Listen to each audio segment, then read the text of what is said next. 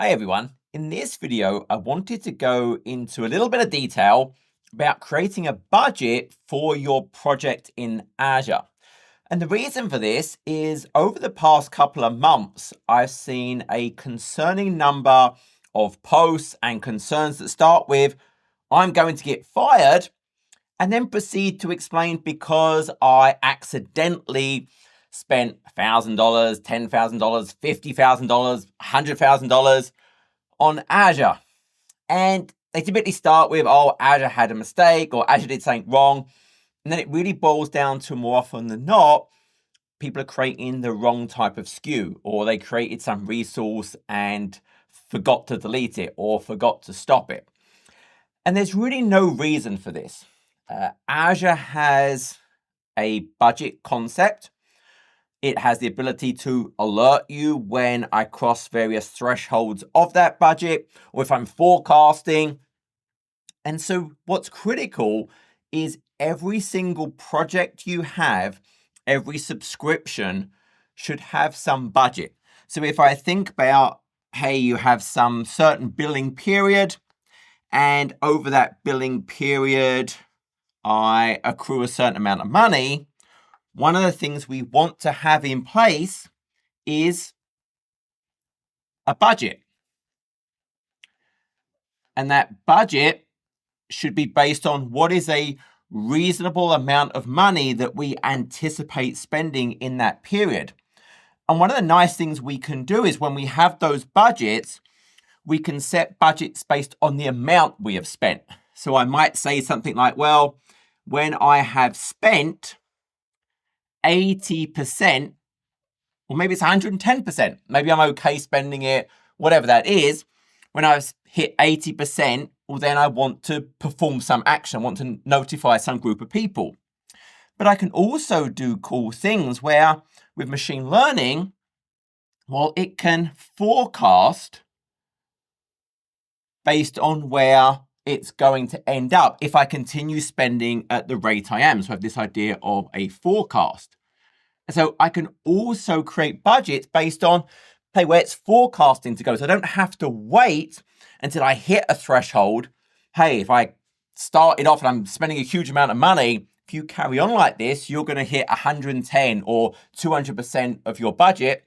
I can do alerts based on that as well. So my key point here is you should have a budget for your project, for every subscription. If I'm a project owner, I want to make sure I have a budget in place for the resources that comprise of my project. If I'm part of cloud governance for my organization, I should have a process in place to ensure every project, every subscription has a budget. So I never get these surprise bills because something's accrued faster than I think it should do. Now, one of the things that's going to come up is, well, how do I know what this budget number should be? What is a reasonable amount of money? And so what we need to do is, some of it may be based on experience, but we can use the Azure pricing calculator. And so if I think about the pricing calculator, I'm just going to delete all of this, we'll start a fresh one. You can pick the services and then put in some reasonable numbers. Now I'm going to pick AI because one of the common things I'm seeing right now is around AI. And I'm going to pick, so I'm over here, I'm doing AI, and then I'm going to actually pick the Azure OpenAI service. So I'm going to pick OpenAI. I want to draw your attention to the pricing strategy. So notice we have two options here. We have this P2U option, which was the default, and then a standard on demand. Now, this is for the Azure OpenAI service. I'm kind of drawing attention to this, but you'll see this on other things as well. Sometimes, and we think of the cloud as consumption-based, I pay for what I use, and that's the normal model in most things. But sometimes as the customer, I don't want that. Sometimes as the customer, I want to guarantee a certain amount of capacity or performance, or maybe if I commit to a certain amount, I get a cheaper price. I just want to reserve a block of performance, capacity, latency reduction. And obviously, therefore, I'm going to pay for that reservation. And then I want to make sure I use all that up, but I'm going to pay for whatever I reserve anyway. And so when I pick those things, realize, well, you're paying for that. For the duration it exists, I'm going to pay for that thing. So you want to pay really close attention to, in the pricing calculator, what is the type of pricing strategy I'm picking? Is it based on, hey, I'm just reserving a certain amount and I want to make sure I use that amount? Or is it truly pay as you go? And then when I go and create that resource in Azure, hopefully through templates, but maybe it's the portal if you're playing around, you're consistent. It's no good that, hey, in the pricing calculator, I'm like, although that seems like really expensive, I don't want to pay $14.60. I'm going to change it to standard. And now notice when I change it to standard, it's based on the number of tokens. So maybe I'm going to do 5 million inputs. I'm using some RAG, so I'm adding a bunch of additional data to my prompts. Maybe I expect to get 3 million back. These are very low numbers. Oh, well, now my bill is only $70. Fantastic. And then when I go and create it in the portal, I go and select a PTU model, which of course a PTU model, depending on what I put in, will be a much, much larger number. And that's just going to get billed based on the amount of time that exists.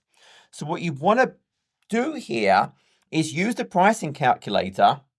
You want to go through and put in the services I'm going to use, put in what's a reasonable amount of what I expect to use, but really pay attention to what are the SKUs I'm using.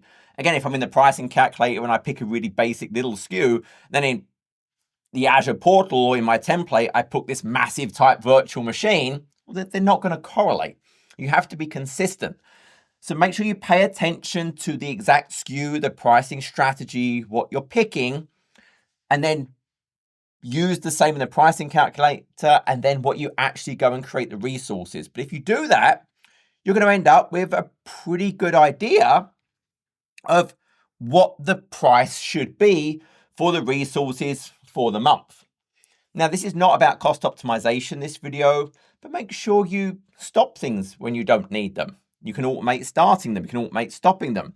If it's a dev environment, if you can't stop and start it, just delete and recreate the thing. Again, use templates. There's things like Azure Verified Modules to help you have a really nice configuration. So optimize your money as much as possible. But at the end of the day, use the pricing calculator. You should come up with what is a reasonable number. Okay, great.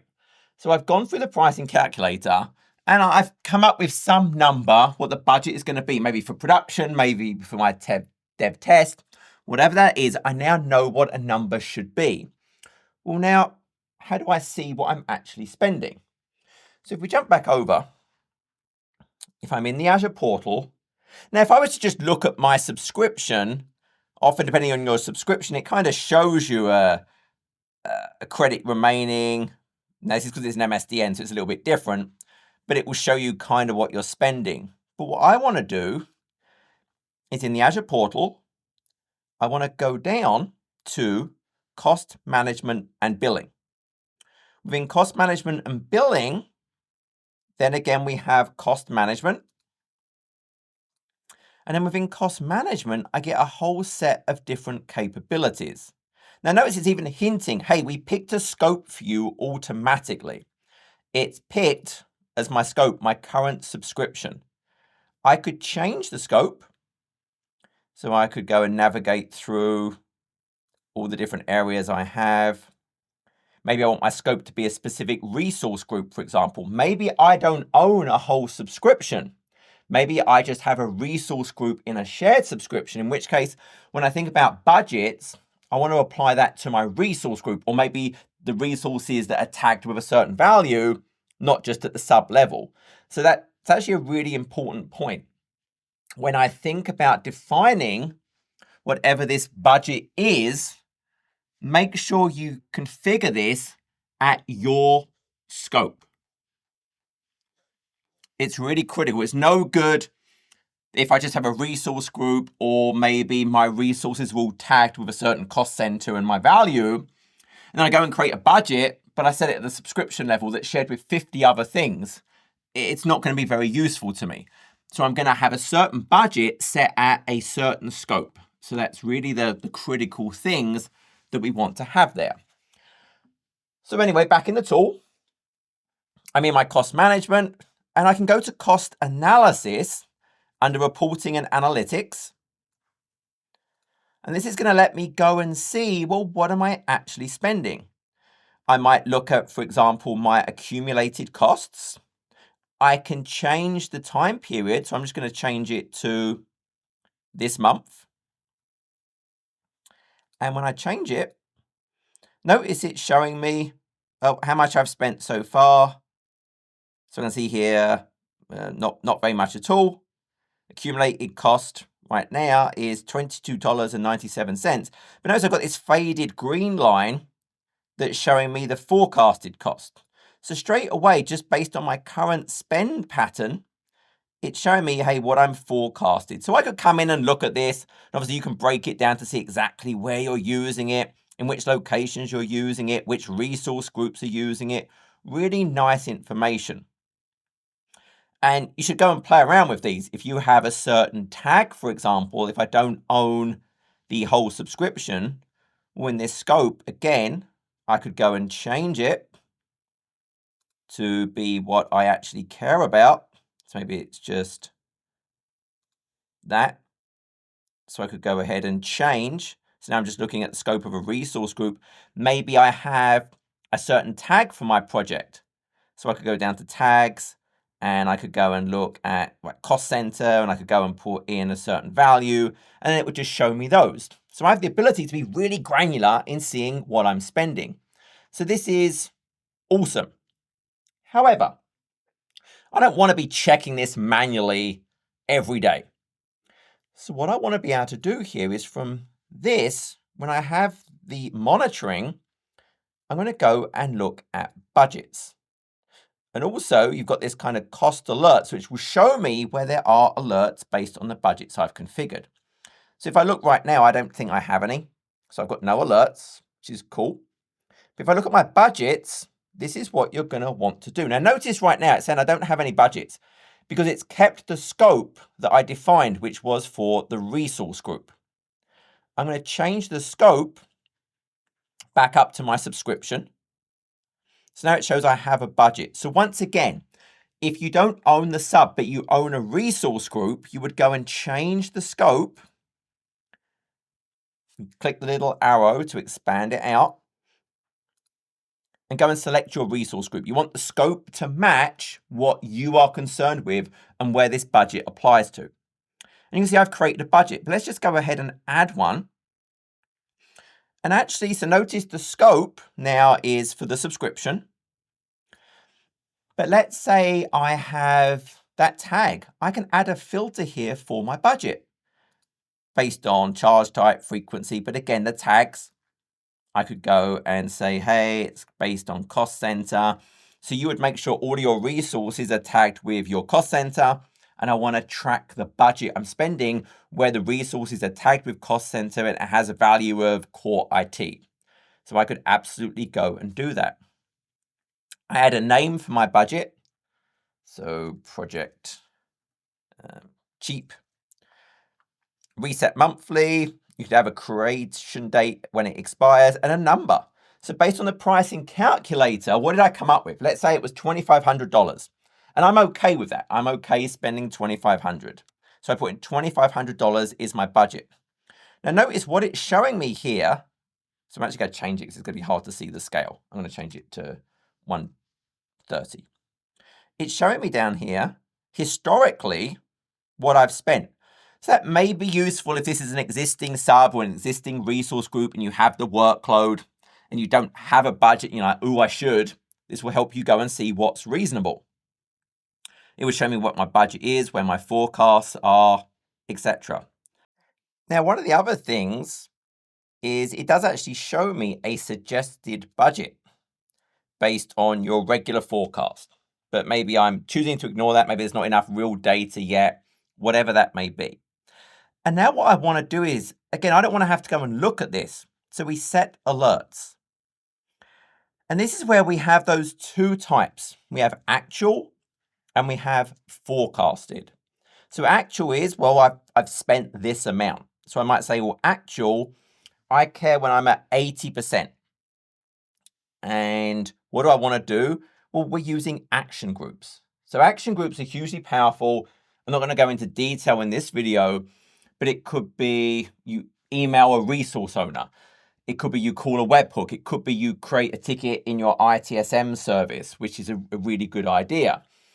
Because then it can have escalations, it can have SLAs when a ticket should be addressed. There's different things I can do, but it's using the normal action group concepts here.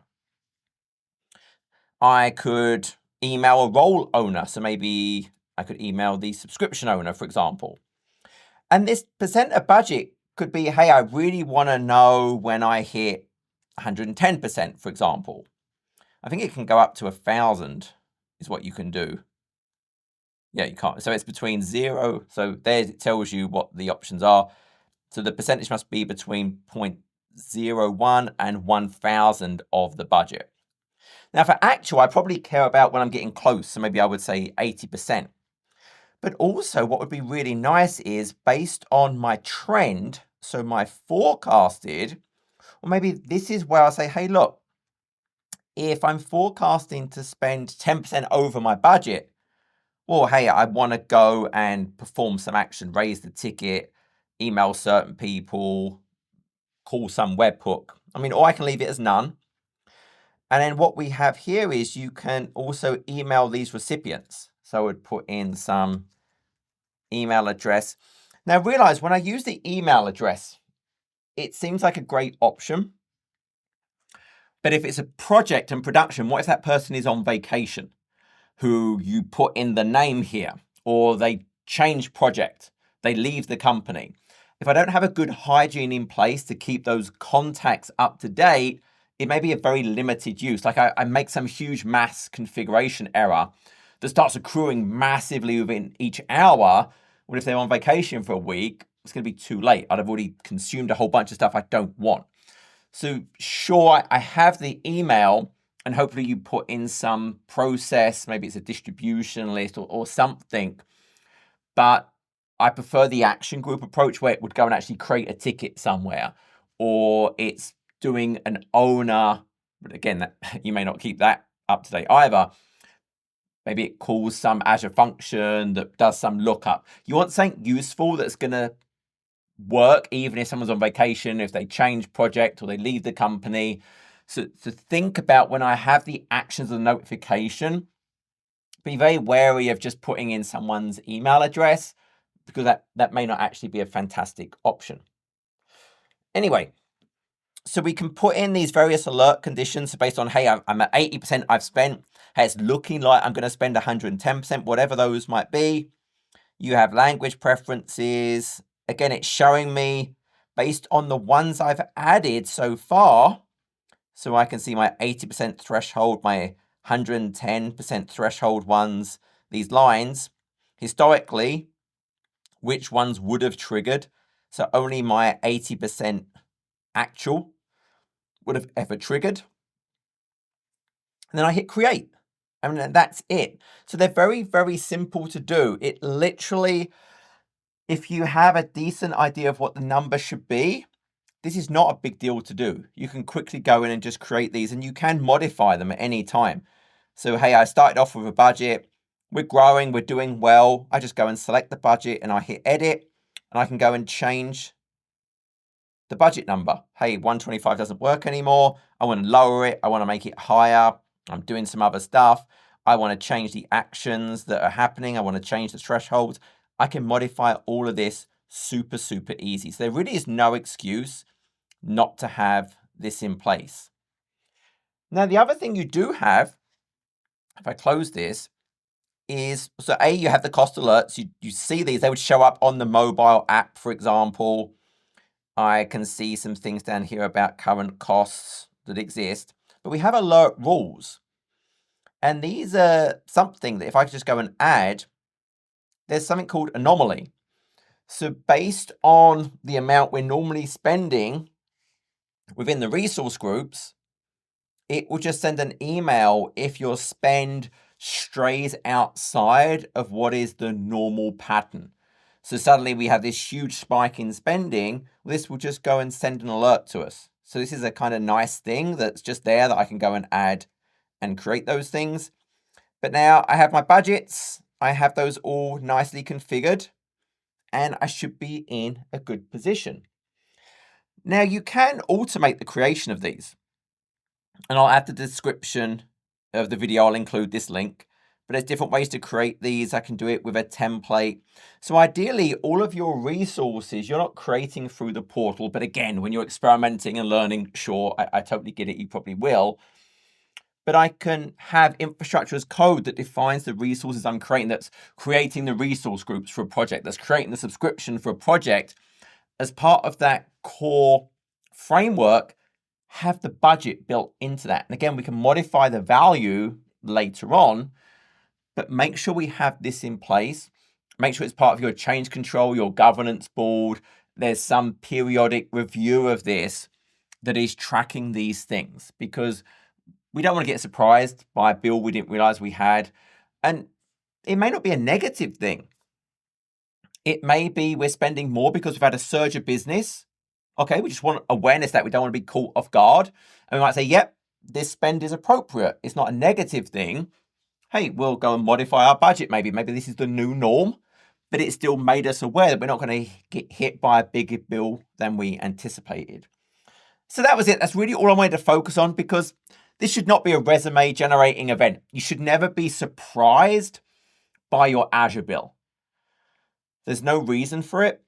If it's consuming more than you realize, or you misconfigured it, a budget will very quickly make you aware of that. And especially when you use the forecast, it will be tracking based on the trend where it's going to end up. And so I'm not going to have to wait till I hit actual 80% of the spend. I'm going to go, oh, wow, I've spent a month's money in a week. The forecast will show that to you much, much quicker. So I recommend a combination of the actual for your billing and have one for the forecast. And again, you can set different things. You could have multiple based on initially it's just an email. When I hit 120%, send a webhook to the security guard to kind of shake you and say, hey, stop spending money. Whatever you need to do there. You could escalate up the chain managers, for example. But get these in place. Don't let Azure pricing surprise you because there's been a misconfiguration or whatever that is. Go use budgets. Hope that was useful. Till next video, take care.